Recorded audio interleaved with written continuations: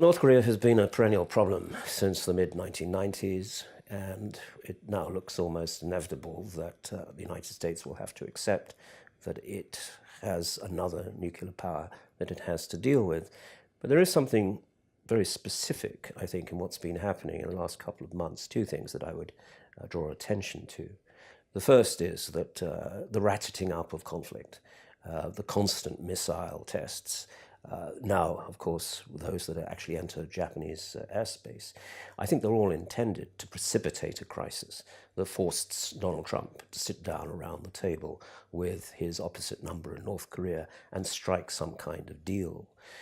The specific second factor, and the one that must be very worrying to the Americans, is that if the United States can't stop the North Koreans from entering Japanese airspace, what is the use of the Japanese-American treaty, which commits the United States to coming to Japan's defense? And Japan is absolutely essential to the entire American position in East Asia because it's the unsinkable aircraft carrier, as the Americans like to call it.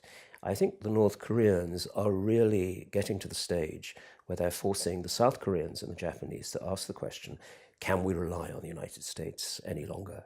Or is it just a lot of, to use Donald Trump's term, sound and fury, signifying very little at the end of the day?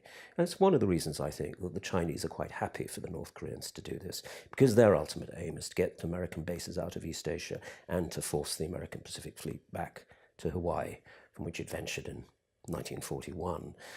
So for all those reasons, North Korea is, I think, a catalyst, and it's coming to a head in the next couple of months.